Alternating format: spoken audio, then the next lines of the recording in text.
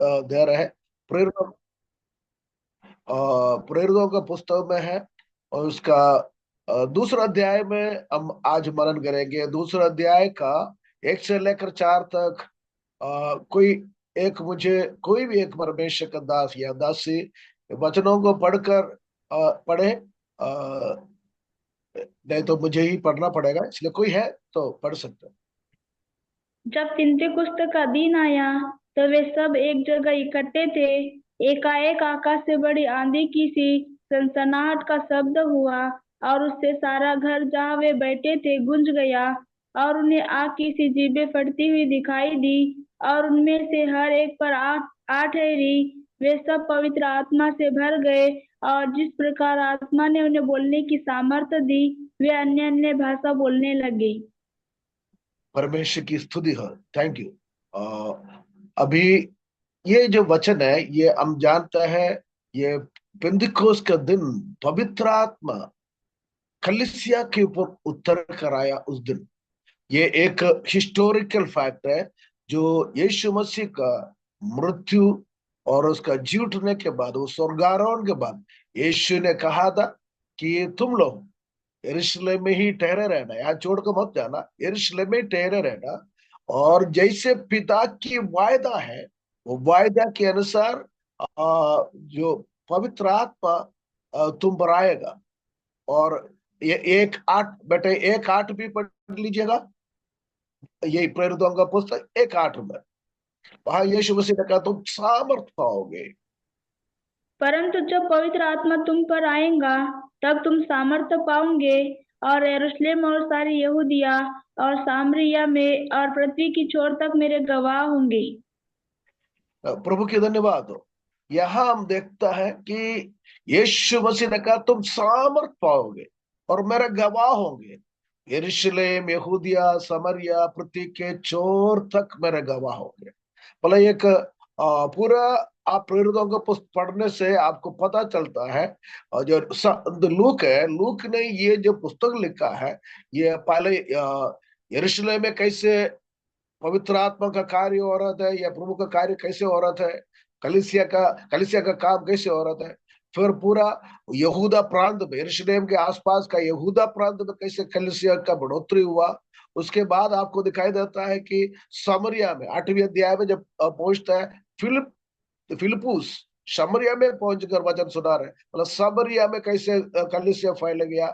उसके बाद आप पतरस जो है 10वें अध्याय में कुरनेलियुस के घर में जाता है। अन्य जातियों में सबसे पहले पतरस वहां जाता है, वहां पर रोक सेवा कर रहे हैं। उसके बाद आपको 13 अध्याय से पौलुस और बरनबास मिशनरी यात्राएं शुरू करते हुए आपको दिखाई देता है। वहीं से फिर आपको पौलुस का 3 मिशनरी यात्रा और कलिसिया का बढ़ोतरी हो रही आपको दिखाई दे रहा है। और ये जो वो कलिस आखिरी में पौलुस को रोम में बंदी होकर, और वहां पर भी बंदी है फिर भी वहां सेवा कर रहे हैं। और उस रीति में जो कलिसिया का बढ़ोतरी क्रमानुसार आपको प्रेरितों का पुस्तक में मिल सकता है। मैं प्रभु का धन्यवाद देता हूँ। और ये जो वचन है, हम वापस आएंगे उसमें। जो पेंतिकोस्त के दिन में पवित्र आत्मा है, उसको हम मनन करेंगे थोड़ा। उससे पहले मैं अपने बारे में भी एक दो शब्द बताना चाहूंगा। कि अ, मैं हरिद्वार में सेवा करता हूँ, और मेरा पत्नी और 2 बेटियां हैं, दोनों का विवाह हो गया है। दोनों सेटल्ड है। और एक मध्य प्रदेश में जबलपुर में है, और दूसरा जो है दिल्ली में सेटल है। परमेश्वर ने हमारे बच्चों को आशीष दी है, वो लोग सब प्रभु के साथ है, प्रभु की सेवा में है, कहीं ना कहीं रिधि में नौकरी के साथ प्रभु की सेवा कर रहे हैं। प्रभु की धन्यवाद। और मैं ये समय आप सबके लिए भी एक बार और धन्यवाद देता हूं। हम ये जो वचनों को हम मनन करें, इसमें यह हम पता चलता है पेंतिकोस्त के दिन में, ये पेंतिकोस्त का दिन जो है 50वीं दिन है। ठीक है, मैं अब वो पेंतिकोस्त शब्द के ऊपर मैं नहीं जा रहा हूँ। पेंतिकोस्त जो शब्द है 50 है। ठीक है, वो एक त्योहार था जो यहूदियों में। पेंतिकोस्त के दिन में जैसे पसखा के बाद 50 का दिन है, यीशु मसीह का मृत्यु के बाद ये 50वां दिन, 40वां दिन यीशु मसीह ऊपर उठा लिया गया, और 50वें दिन पवित्र आत्मा उतर के आया। इसका मतलब 10 दिन तक करीब 120 लोग वहां वहां जो है सॉरी जो वो पवित्र आत्मा की बाट जो होता है, वो परमेश्वर की वायदा पूरा होने की बाट जो होता है।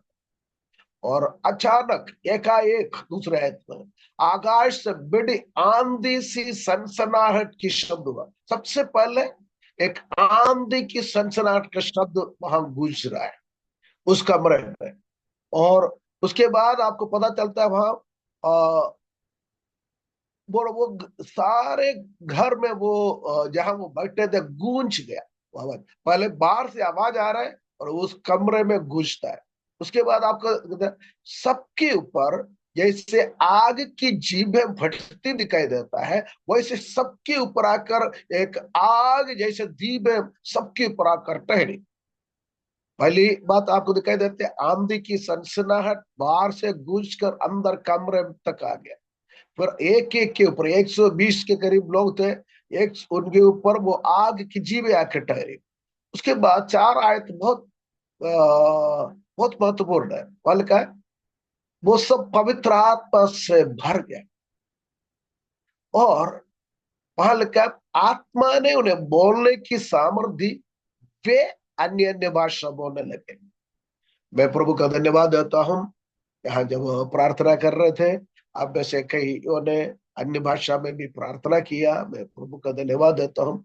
लेकिन मैं आज पवित्र आत्मा के बारे में कुछ बातें आपके सामने एक अध्ययन के रीति में देना चाहूंगा। सबसे पहला मेरा सवाल यह है, पवित्र आत्मा का अर्थ क्या है, या पवित्र आत्मा से आप क्या समझते हैं? और बहुत बार हम लोग जो है पवित्र आत्मा को एक शक्ति, एक हवा, या कुछ सिर्फ अन्य भाषा, इतने में ही हम सीमित करते हैं। लेकिन पवित्र आत्मा त्रिएक परमेश्वर का तीसरा व्यक्ति है। हालेलुया। त्रिएक परमेश्वर का तीसरा व्यक्ति है।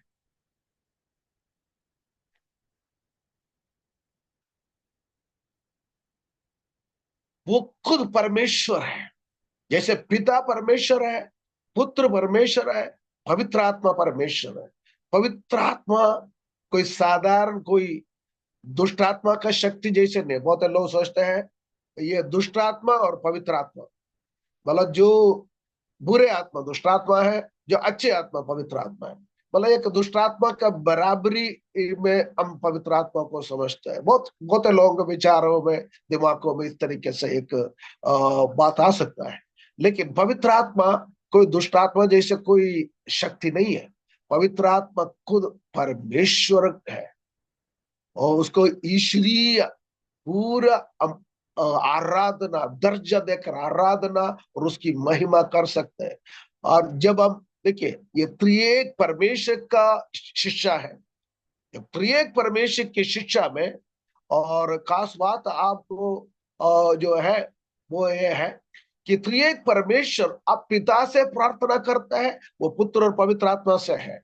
आप यदि पवित्र पुत्र यीशु मसीह के नाम से भी हम प्रार्थना करते हैं, वो भी पिता और पुत्र पवित्र आत्मा से है। यदि हम पवित्र आत्मा से भी कुछ प्रार्थना करते हैं, वो भी पिता पुत्र पवित्र, वो उनको हम अलग नहीं कर सकते। जैसे यीशु मसीह ने कहा, मैं और मेरा पिता एक है। इसी रीति में पवित्र आत्मा, ये तीनों एक है, अलग नहीं कर सकते हैं। ठीक है। लेकिन पवित्र आत्मा का खासियत है, पवित्र आत्मा कभी भी अपनी महिमा लेते नहीं है। सारे महिमा और आदर पुत्र यीशु को देते हैं। और यीशु का कलीसिया की सेवा करने के लिए पवित्र आत्मा 2000 साल पहले ये पेंतिकोस्त के दिन में उतर कर आया।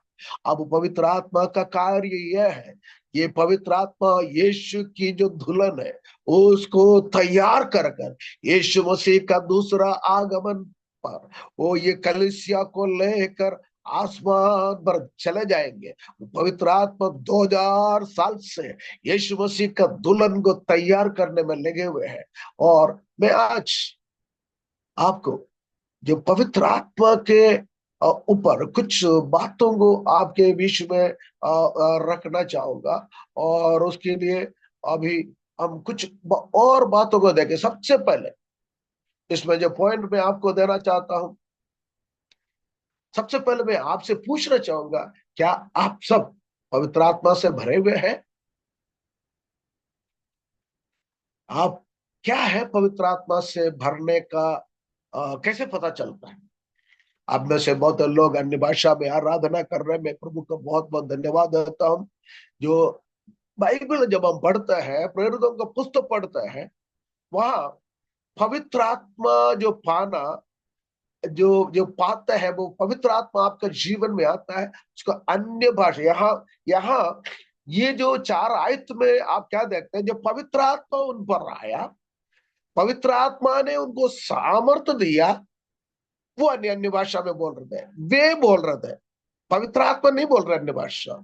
अन्य भाषा अरे जो विश्वासी है, जो वहां इंतजार कर रहे थे, बाट जो रहे थे, वही अन्य भाषा बोल रहे हैं। लेकिन सामर्थ्य दिया, जैसे आपको पता है, जैसे हम अभी हिंदी में बात कर, हमारे जो अंदर जो सामर्थ्य है, हमारा दिमाग से हिंदी शब्द निकलता है और वो हम हमारे मुंह से बोलते हैं।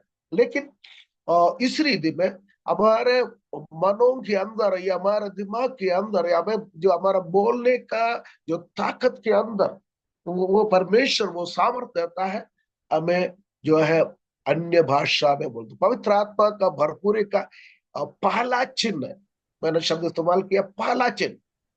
पहला चिन्ह है आप अन्य भाषा में बातें कर।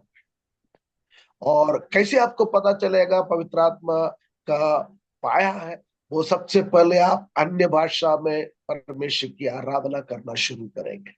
और अन्य भाषा जब आपको मिलता है, वो एक रीति में, जो आप प्रेरितों के पुस्तक में पढ़ता है 19 अध्याय में, जब आप देखते हैं वहां पौलुस इफिसुस में पहुंच गया। वहां ऑलरेडी कुछ विश्वासी पहले से ही परमेश्वर का वचन सुनकर विश्वास किया, विश्वासी थे। लेकिन पौलुस उनसे मिलते ही सवाल पूछता है, क्या तुमने विश्वास तो किया, लेकिन क्या पवित्र आत्मा पाया? तो मतलब पवित्र आत्मा पाना जरूरी है मेरे प्रियो। और पवित्र आत्मा पाया, और वो लोग कहते हैं हमने पवित्र आत्मा के नाम भी नहीं सुना है। उसका मतलब वो जो विश्वास किया था, उन्होंने यीशु मसीह आएगा, मसीहा आएगा, मतलब यूहन्ना बपतिस्मा देने वाले का प्रचार था, उन्होंने सुना था। मतलब उनको किसी ने, वो उनके यूहन्ना का चेले ने वहां उनको वचन सुना है। इसलिए वो लोग कहता है हमें पवित्र आत्मा के बारे में सुना ही नहीं। और यीशु वहां पौलुस कहता है जब बपतिस्मा लोगे तो मैं पवित्र आत्मा का वो, फिर वो लोग दोबारा बपतिस्मा लेते हैं, पिता पुत्र पवित्र आत्मा का नाम से बपतिस्मा लेते हैं, क्योंकि उन्होंने पिता पुत्र पवित्र आत्मा का नाम से बपतिस्मा नहीं लिया था, और सिर्फ मन फिराव के लिए बपतिस्मा लिया था। यूहन्ना का बपतिस्मा सिर्फ मन फिराव की बपतिस्मा है। लेकिन हम लोग जो बपतिस्मा है, मन फिराए लोग पिता पुत्र पवित्र आत्मा के नाम से बपतिस्मा लेते। हालेलुया। और मैं प्रभु का धन्यवाद देता हूं, जब हम पवित्र आत्मा से बपतिस्मा लेने के बाद पवित्र यीशु पतरस क्या कहता है, और ये जो दान है, मन फिराओ, अपने अपने पापों की क्षमा के लिए बपतिस्मा लो, तुम्हें पवित्र आत्मा के दान मिलेंगे। मतलब प्रेरितों का पुस्तक इसी 2 अध्याय में 38 में लिखा, 29 में लिखा है कि ये जो वायदा है तुम्हारे और तुम्हारे संतानों को और दूर दूर के जो लोगों को परमेश्वर कलीसिया में लाएंगे उनके लिए, मतलब ये पवित्र आत्मा सबके लिए।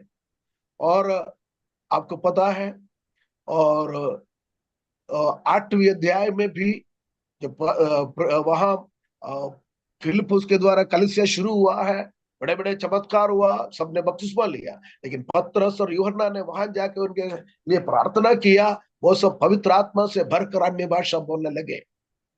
ठीक है। फिर आपको 10वें अध्याय में कुरनेलियुस के घर में भी आपको क्या दिखाई देता है, वो लोग जो है वचन वो बपतिस्मा भी नहीं लिया, क्योंकि नहीं तो ये पतरस द्वारा उनको बपतिस्मा नहीं देते। इसलिए परमेश्वर ने उनको बपतिस्मा से पहले ही पवित्र आत्मा का दान वो अन्य भाषा में बोल रहा है। इसीलिए पतरस, क्योंकि पतरस यहूदी था, अन्य जातियों में प्रभु के लोग अन्य जातियों में से आएंगे, पतरस को इतना पता नहीं था। लेकिन जैसे ही वहां जो यहूदी लोग और भी थे पतरस के साथ, उनको दिखाई दिया कि ये पवित्र आत्मा से भरकर अन्य भाषा में बोल रहे, वो जो है वो उनको बपतिस्मा दिया। इसका मतलब पवित्र आत्मा का पाने का या उसके बपतिस्मा का पहला चिन्ह है अन्य भाषा। ये होता कैसा है, मैं थोड़ा सा आपको उसका एक उदाहरण के रीति में समझा सकता हूँ। जैसे यीशु मसीह ने यूहन्ना 7वें अध्याय में लिखा है कि जो प्यासा है मेरे पास आओ, और जो मुझ पर विश्वास करेगा, जैसे पवित्र शास्त्रों में लिखा है, उनके अंदर से जीवन की जल की नदी बह निकलेंगे। हालेलुया। इसका मतलब ये जो पवित्र आत्मा जैसे अब यीशु को ग्रहण करता है, यूहन्ना 3 में 3 का 5, 3 और 5 में, आत्मा और पानी का से तुम्हें नया जन्म, मतलब एक नया जन्म होना है। वो एक वचन के द्वारा, आत्मा के द्वारा नया जन्म होंगे, नया जन्म होंगे। जो पहले हम प्रभु को नहीं जानते थे, हमारे अंदर शैतान और दुष्ट आत्मा का कार्य था। लेकिन जैसे आप प्रभु यीशु को ग्रहण करता है, परमेश्वर में एक नया जन्म देता है। हालेलुया। वो नया जन्म क्या है? जैसे आदम के समय में मनुष्य ने पाप किया, सब पाप के कारण जो है उनका आत्मिक मृत्यु हुआ था। क्योंकि वचन में लिखा है जिस दिन वो पाप किया उस दिन वो आत्मिक मृत्यु हुआ। शारीरिक मृत्यु आदम का 930 साल बाद हुआ। लेकिन जो आ, वही आत्मिक मृत्यु होता है। जैसे आप प्रभु यीशु को ग्रहण करता है, क्या होता है? आपका आत्मा का नया जन्म होता है। पवित्र आत्मा आपके अंदर वास कर, वो हमारा हृदय के अंदर पवित्र आत्मा आ जाता है। नया जन्म का समय, जिस समय आप नया जन्म पाते हो उसी समय सबके अंदर पवित्र आत्मा का दान आता है। लेकिन क्या होता है, उसके बाद आप पवित्र आत्मा का दान जब पाओगे, आप जो है वो एक रीति में वो आपके अंदर वो एक जैसे एक बर्तन के जैसे समझ लीजिए। जैसे ये एक ग्लास है, ये ग्लास में आप जैसे प्रभु यीशु को ग्रहण किया, आपके अंदर ऑलरेडी पवित्र आत्मा आ रखा है। लेकिन पवित्र आत्मा का बपतिस्मा वो होता है, और परमेश्वर आपके ऊपर वो पवित्र आत्मा और भर देता है। आपका हृदय के अंदर, आपका जीवन के अंदर वो पवित्र आत्मा का सामर्थ्य है। जैसे दाऊद कहता मेरा कठोर उमड़ता है, वो पवित्र आत्मा आपके जीवन से बाहर उमड़ने लगता है। और सोच लिए एक बाल्टी में एक ग्लास रखा है, वो जैसे उमड़ता है वो बाल्टी में भी पानी आ जाता है, और ये ग्लास में भी भरा हुआ होता है, और पूरा पानी से वो निमग्न हो जाएंगे या उसमें डूब जाएंगे।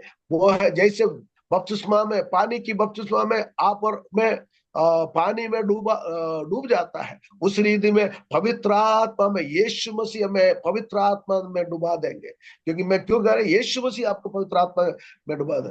देखिए, पानी की बपतिस्मा में पास्टर पानी में आपको डुबाता है, लेकिन पवित्र आत्मा का बपतिस्मा यीशु मसीह देता है। क्योंकि यूहन्ना बपतिस्मा देने वाले ने क्या कहा? जो मेरे पीछे आएगा वो तुम्हें आग और जो है पवित्र आत्मा का बपतिस्मा देगा। वो यीशु मसीह ही है जो आपको पवित्र आत्मा का बपतिस्मा देता है। ठीक है, मैं इसीलिए आपसे सबसे पहले सवाल यह है, क्या आपने पवित्र आत्मा पाया? जब आप पवित्र आत्मा पाओगे, मैंने कहा पहला चिन्ह है वो अन्य भाषा में बातें करना। लेकिन सिर्फ अन्य भाषा में बातें करने के लिए परमेश्वर पवित्र आत्मा नहीं दे रहा। ठीक है, वो बात मैं आपको कुछ और भी वचनों से आपके बीच में रखना चाहूंगा। सिर्फ जो है पवित्र आत्मा का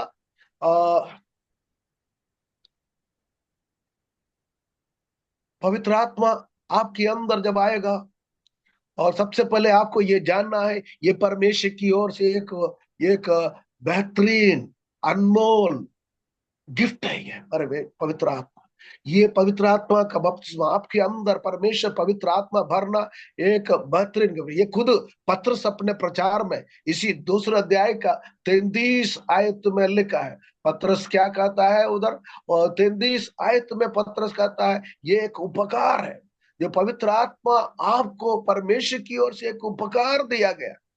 मैं प्रभु का धन्यवाद देता हूँ। ये उपहार है, और ये परमेश्वर की ओर से आपको, आपका अपना जीवन में हर समस्याओं को सामना करने के लिए, और आपका जीवन को एक आत्मिक निधि में, पाप से लड़ने के जीवन बिताने में, और एक अच्छे प्रचार करने में, या परमेश्वर का वचन का गवाही देने में, और समस्या और परिस्थिति जब बदल जाता है, जब सताव आता है, उस समय खड़े होने के लिए सब ये पवित्र आत्मा परमेश्वर आपके अंदर इसलिए दे रहे, हर परिस्थिति में आप एक मसीह जीवन बताने के लिए। मेरे प्रियो, मैं ये बताना चाहूंगा, यदि आप पवित्र आत्मा नहीं पाया, आप एक मसीह जीवन नहीं जी पाओगे। पवित्र आत्मा का बिना एक आत्मिक जीवन नहीं हो सकता। इसलिए हम सबको पवित्र आत्मा से भरना होगा। आपने पवित्र आत्मा पाया, आपके साथ जो लोग हैं, आपकी कलीसिया है, वहां सबको एक बपतिस्मा के बाद पवित्र आत्मा से भरने के लिए आपको जोर देना है। और पवित्र आत्मा से कपाला चिन्ह अन्य भाषा, सिर्फ अन्य, बहुत लोग हैं, बहुत विश्वासी है, एक दो अन्य भाषा का शब्द बोल दिया, खत्म। लेकिन मैं आपको बताना चाहता हूं, जब आप पवित्र आत्मा पाओगे, सबसे पहले अन्य भाषा का शायद एक शब्द, अन्य भाषा भी अलग अलग होता है, उसको आपको समझने के लिए पाला कुरुंदी उसका 14 अध्याय में जाना पड़ता है। वहां पौलुस कहता है, सबसे पहले एक आराधना अन्य भाषा दिखाई देता है, जो आपका खुद का जो है आत्मिक उन्नति करता है। दूसरा, कलीसिया के अंदर भाषाओं का वरदान मिलता है, जो उसका अनुवाद करते हैं कलीसिया में भविष्यवाणी के जैसे इस्तेमाल होता है। वो भाषाओं का वरदान का अन्य भाषा, वो वरदान अन्य भाषा है। पहला है आराधना अन्य भाषा, वो हरेक को मिलता है। लेकिन वरदान अन्य भाषा पवित्र आत्मा जिसको वो चाहे वो देता है कलीसिया। लेकिन कलीसिया के अंदर इन दिनों में पवित्र आत्मा का वरदानों को इस्तेमाल होना चाहिए। जब आपको पवित्र आत्मा जब मिलता है, मैं उसको प्रैक्टिकली कैसे आपको समझा सकता हूँ, ये बता सकता हूँ। सबसे पहले आप एक शब्द बोल रहे होंगे, स्तुति स्तुति या महिमा, कोई भी एक शब्द आप बोल रहे होंगे। लेकिन जैसे आप एक दो शब्द बोलेंगे, एक वाक्य आप बोलने लगेंगे, एक सेंटेंस बोलने लगेंगे, उसके बाद आपको एक पूरा भाषा बोलने का मिलता है। उसके बाद जब आप ऐसे पवित्र आत्मा से भरेंगे, परमेश्वर से प्रार्थना कर, परमेश्वर मुझे मैं और भाषाओं में बात कर, परमेश्वर में आपको अलग अलग भाषाओं में अन्य भाषा बोलने का सामर्थ्य देने लगेंगे। आप ऐसे पवित्र आत्मा का जो अन्य भाषा बोलने का सामर्थ्य से आप बढ़ सकते हैं। और फिर आपको क्या होता है, आप जो है भाषाओं में गीत गा सकते हैं। जैसे पौलुस कहता है, मैं आत्मा में प्रार्थना करता हूँ और बुद्धि में प्रार्थना करता हूँ। देखिए, जब हम बुद्धि में अपनी भाषा में प्रार्थना करते हैं, लेकिन आत्मा में अन्य भाषा में आप प्रार्थना कर सकते हैं, अन्य भाषा में आप गीत गा सकते हैं। आप और अपने कलीसिया को हमेशा अन्य भाषा में, वो उसमें आपको इकट्ठा होने में दिक्कत है, दो तीन लोग भी मिले और जो पवित्र आत्मा से भरकर अन्य भाषा में आराधना करने के लिए उनको प्रेरणा दे। और ये जब अन्य भाषा में आराधना करने लगेंगे, परमेश्वर आपके अंदर नया सामर्थ्य देता है, नए वरदानों को देता है। परमेश्वर आपके ये वरदानों को डेवलप करता है और आपका समझ और परमेश्वर के साथ आपका रिश्ते को मजबूत करता है, और हर समस्याओं में परमेश्वर के साथ रहने के लिए आपको सामर्थ्य देता है। ठीक है, मैं हम आगे कुछ पॉइंट आपके बता दूंगा। ये पवित्र आत्मा के बारे में पुराने नियम में ऑलरेडी प्रतिज्ञा किया गया था। पुराने नियम में पवित्र आत्मा कुछ लोगों को कुछ खास कार्य के लिए कुछ समय के लिए देते थे। लेकिन नया नियम में परमेश्वर ने पुराने नियम में वायदा किया, जैसे आपको पता है यशायाह नबी का पुस्तक में भी पवित्र आत्मा के लिए कहा गया है, यहेजकेल के पुस्तक में कहा, मैं उनके अंदर एक नया आत्मा ढेलूंगा, उनके अंदर जो है जो परमेश्वर का वचन को उनका मांस रूपी पट्टी में लिख दूंगा। और ये और जकरिया का पुस्तक में भी आपको पता चलता है, योवेल के पुस्तक में आप सब जानते होंगे 2:28 में लिखा है, अंतिम दिनों में मैं अपने आत्मा सब प्राणियों पर डालूंगा और वो भविष्यवाणी करेंगे, और वहां स्वप्न देखेंगे, बहुत बातें उधर लिखा है। इसका मतलब ये पुराने नियम में वायदा किया था। लेकिन मैं धन्यवाद देता हूं, हम जो नए नियम के विश्वासी धन्य है, क्योंकि हमें पवित्र आत्मा को थोड़ी समय के लिए, कुछ खास कार्य के लिए, कुछ खास लोगों में नहीं है, हर प्राणियों के ऊपर पवित्र आत्मा उंडेलना चाहते हैं।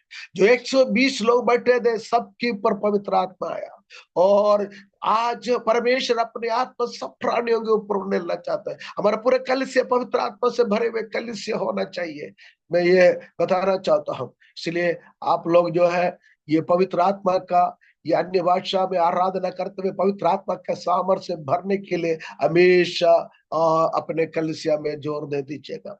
और लूका में यीशु मसीह, लूका जो है 24 का 49 में यीशु मसीह क्या कहता है, 24 का 49 में यीशु मसीह कहता है कि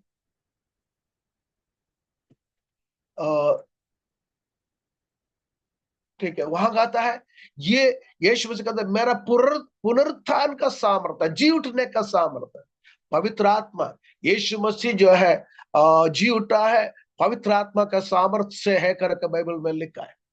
आपको और मुझे यीशु मसीह का जो जी उठने का सामर्थ्य, जो यीशु मसीह का पुनरुत्थान का सामर्थ्य है, पवित्र आत्मा का सामर्थ्य, ये जो सामर्थ्य है एक परमेश्वर का वो सामर्थ्य है जो हमारा मृत शरीर को, कमजोर शरीर को सामर्थ्य बनाने वाला सामर्थ्य है। जब आप पवित्र आत्मा से भरेंगे, बहुत बार आपको शारीरिक रीति में भी बल मिलता है। इसलिए आपको ये पवित्र आत्मा के सामर्थ्य से भर के जीवन बताना है। मैं धन्यवाद देता हूँ, बाइबल में बहुत ऐसे शब्द है, ठीक है। और अब कलीसिया में अगला पॉइंट है, परमेश्वर ने कलीसिया में पवित्र आत्मा उंडेल दिया गया है। हम जो अभी अभी प्रेरितों का पुस्तक दूसरे अध्याय में पढ़ा है, लेकिन आपको पता है ये पवित्र आत्मा जो जैसे मैंने 39 के बारे में बताया, वो हमारे संतानों को और दूर दूर के सब लोगों के लिए, जो प्रभु पर विश्वास करेंगे, प्रभु उनके पास बुलाएंगे, उन सबके लिए। तो बोला ये पवित्र आत्मा हम सबके लिए है। और अगला पॉइंट मैं आपको बताना चाहता हूँ, पवित्र आत्मा में आपको लगातार भरना है। एक बार आपने अन्य भाषा बोल दिया, पवित्र आत्मा पा लिया, आपको वहां समाप्त नहीं करना, खत्म नहीं करना। क्योंकि आप प्रेरितों का पुस्तक में यीशु मसीह के जो चेले थे वो लगातार पवित्र आत्मा से भरते हुए आपको दिखाई देता है।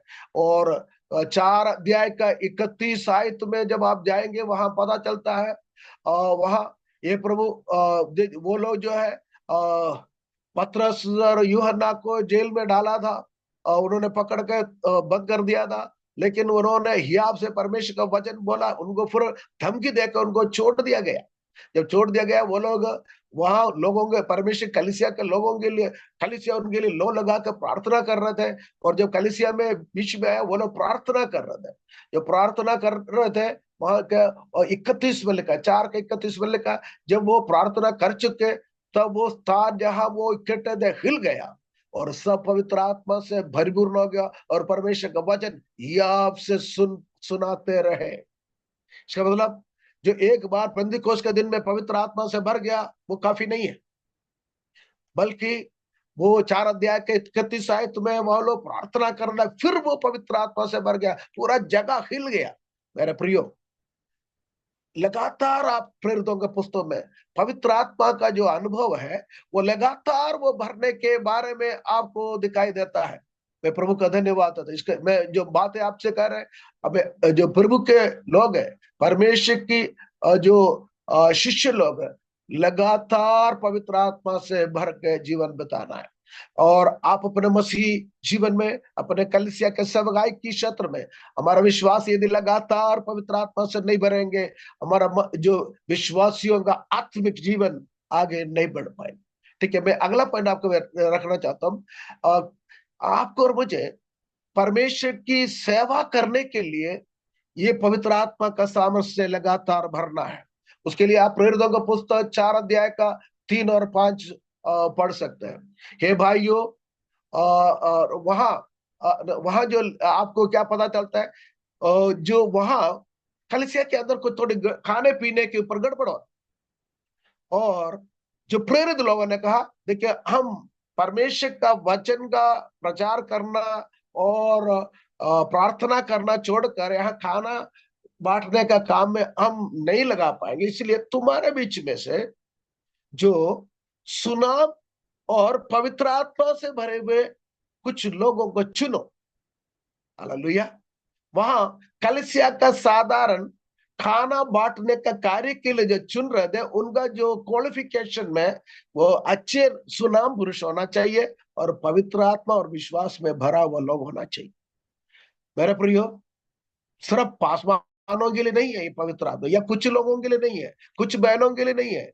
ये कलीसिया में यहां तक जो खाना बांटने का, वैसे सर्विंग काम में करते हैं, जो भी कलीसिया में सेवा करता है, जो भौतिक रीति में सेवा करता है, उनको भी पवित्र आत्मा से भरा हुआ होना है करके हमें वहां से पता चलता है। हालेलुया। कितना अच्छा होगा हमारे कलीसिया के अंदर ऐसे आत्मा से भरे हुए लोग सेवा में लगे। हालेलुया। इसलिए आपको अपने कलीसिया में, अपने सेवकाई के क्षेत्र में, कलीसिया के अंदर ये पवित्र आत्मा से भरने के लिए आपको हर एक के लिए जो है प्रार्थना करना, उसको आप जोर देना है। मैं अभी संक्षिप्त में निचोड़ करके बोलकर मैं बंद करना चाहता हूं, और बाद में जो परमेश्वर के दास लोग हैं थोड़ी देर प्रार्थना में ये वचन के लिए भी प्रार्थना करेंगे, सबको समर्पण करें। इन दिनों में हमारे कलीसियाओं में, हमारे पास बहनों में, हमारे सेवकाओं, सेवा करने वाले लोगों के बीच में पवित्र आत्मा का भरपूर है। और वचन में अब मैंने अभी अभी जो बताया, जो सताव के समय में जो पवित्र आत्मा नहीं पाया, आप जो है सेवा नहीं करते। मैं दो तीन बातें आपके बीच, दो तीन चार बातें आपके सामने रख रहा हूं। सबसे पहले लूका ये 41 में लिखा है, एलिजाबेथ, एलिशिबा आत्मा से भर गए। जब मरियम एलिशिबा को मिलने के लिए पहाड़ी क्षेत्र में पहुंच, यहूदा के पहाड़ी प्रांत में पहुंच गया। मरियम नासरत की रहने वाली थी, वहां पहुंच गई। और क्या हुआ, जो दोनों आपस में मिल रहे थे, और अपना जो है नमस्कार वगैरह होने के बाद उस समय एलिशिबा पवित्र आत्मा से भरकर एक गीत गाते हुए आपको देते हैं। पवित्र आत्मा से भरकर परमेश्वर की आराधना करते हुए, वो मरियम की आराधना नहीं कर रही है, लेकिन जो मेरा प्रभु की माता, मतलब प्रभु की आराधना करते हुए वो कह रही है।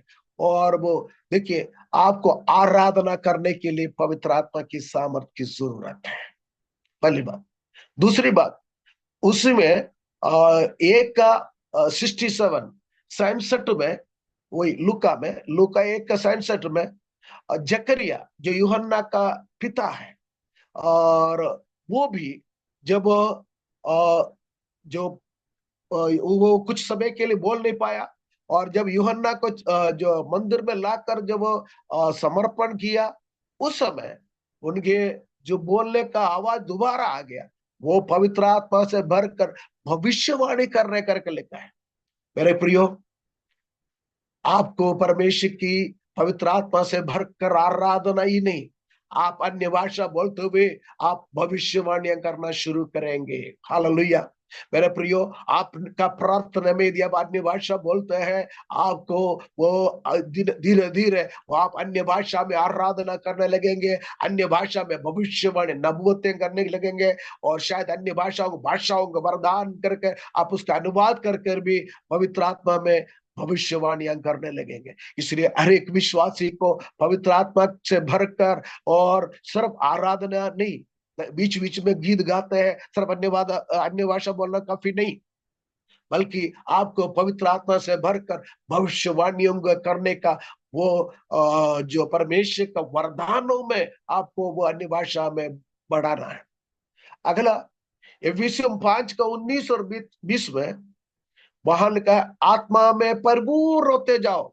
वो लगातार वाला शब्द है यूनानी में, आत्मा में भरपूर होते जाओ, और भजन और आत्मिक गीत, एक दूसरे के साथ आत्मिक गीत किया करो, गाओ प्रभु के लिए, हृदय के अंदर से आत्मिक गीत किया करो। ये सब आपको पता चलता है वहां पर भी, मतलब एक रिधि में आपको आत्मा में परिपूर्ण होकर, और दूसरों के साथ मिलकर कॉर्पोरेट वर्शिप, पहले व्यक्तिगत रीति में आपको आराधना करने के लिए पवित्र आत्मा के सामर्थ्य की जरूरत है।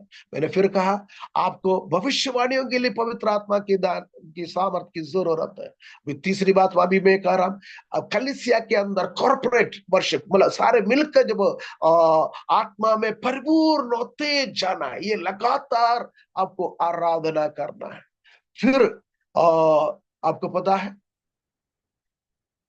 यीशु के चेलों को गिरफ्तार किया जाता है और उनके ऊपर मुकदमा चलाया जाता है। और उस समय यीशु मसीह ने मरकुस 13 अध्याय में भविष्य ऑलरेडी बताया था, कभी तुम्हें चिंता मत करो, जब तुम्हें पकड़े जाएगा, तुम्हारे ऊपर मुकदमा हो जाएगा, और तुम चिंता मत करो, क्या करना है, तुम पवित्र आत्मा तुम्हें वो बल देगा, वहां आप तुम्हें क्या बोलना है, ये आप मरकुस 13 का 11 में आप देख सकते। इसका मतलब, जब आपके और हमारे जीवन में, खासतौर पे आपके एरिया में बहुत सताव है, यूपी है और छत्तीसगढ़ और ऐसे एरिया में, मध्य प्रदेश में भी बहुत जगह पर सताव ज्यादा है। लेकिन ये सताव के बीच में बहुत बार आपको पुलिस थाने में या कोई कोर्ट में जाएंगे, आपको पता नहीं है क्या बोलना, लेकिन आप यदि पवित्र आत्मा से भरकर जीवन बिताएंगे, परमेश्वर आपको उस समय ऐसे सामर्थ्य देगा, आप वहां सही रीति में आप बात कर पाओगे। इसलिए आपको हमेशा पवित्र आत्मा में, सताव के समय में खास तौर पे पवित्र आत्मा से भरकर आराधना करके पवित्र आत्मा के सामर्थ्य से सताव का सामना करना है। जैसे मैंने अभी अभी आपको पहले भी बताया था, पतरस और यूहन्ना के बारे में जो पकड़े गए थे, वो लोग जो है पवित्र आत्मा से भरपूर होकर वो वहां जगह खिल गए, प्रार्थना किया, ये भी आपको पता चलता है। और जब वो लोग, दूसरे लोग देख रहे थे, क्या करना है, ये जो लोग है, ये जो साधारण लोग है, इनके अंदर इतना ये हिम्मत कहां से आया। सताव के बीच में हिम्मत आने के लिए आपको पवित्र आत्मा से भरना है। हालेलुया। और मैं अभी एक दो बात और बताना चाहता हूं। हमें पवित्र आत्मा आपको सेवा में सुसज्जित करता है। कुरिन्थियों के पत्र 12 अध्याय का जो वहां जो 9 वरदानों के बारे में लिखा है, ये आपको कलीसिया में परमेश्वर की सेवा के लिए सुसज्जित करने के लिए, परमेश्वर आपको आत्मा के वरदानों से भरना चाहता है। इसके लिए भी आपको पवित्र आत्मा में भरते रहना चाहिए। और जैसे आपको स्तिफनुस के बारे में पता है, जब स्तिफनुस को सताव रहे थे, पथरवाह कर रहे थे, उस समय वहां लिखा है, वो आकाश खुलते हुए उसको दिखाई दिया, वो पवित्र आत्मा से भरकर आकाश खुलते हुए दिखाई दिया, और यीशु मसीह को खड़े होते हुए दिखाई देते हुए वो परमेश्वर की आराधना करते हुए वो अपना जो है जीवन आहुति दे दिया। मेरे प्रियो, बहुत बार हमें सताव के सामने करने के लिए पवित्र आत्मा की सामर्थ्य की जरूरत है। हालेलुया। और रिचार्ड बुमरान करके एक रोमेनियन पासवान को जो है 23 साल रूस के शासन ने जेल में डाला, और लेकिन 1.5 साल उसको एक ग्लास चैम्बर में खड़ा किया, दंड सजा दे दिया, लेकिन वो उसके अंदर बड़बड़ाते रहते थे, और दूसरों ने कहा बड़बड़ाते रहते, लेकिन वो पवित्र आत्मा में आराधना कर रहे थे। और बाद में रिचार्ड बुमरान जब आजाद हुआ, वो का मेरा जिंदगी का सबसे उत्तम समय वो था, जो सताव के बीच में वो शरीर हिल नहीं हो सकते थे, वो चैम्बर, ग्लास चैम्बर के अंदर खड़े होकर आत्मा में वो समय को बिताया। मेरे प्रियो, सताव के समय में आपको पवित्र आत्मा का सामर्थ्य आपको बल और ताकत दे। और दूसरा पवित्र वचन में लिखा है, जो वह पढ़ते हैं, बोलो, पवित्र आत्मा से भरपूर्ण होकर आनंद से भर के जीवन बिताया। पवित्र आत्मा में आनंद भर देता है मेरे प्रियो।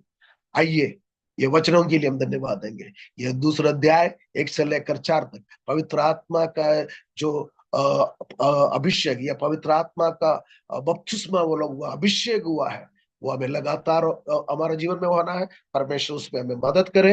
ये वचनों के द्वारा प्रभु हमें आशीष दे। आगे परमेश्वर के दास लोग प्रार्थना में हमें अगुवाई करेंगे। धन्यवाद। हालेलुया। परमेश्वर का धन्यवाद हो। परमेश्वर के दास के द्वारा आज हमने पवित्र आत्मा के बारे में देखा है। यदि हमें पवित्र आत्मा नहीं है तो हमारा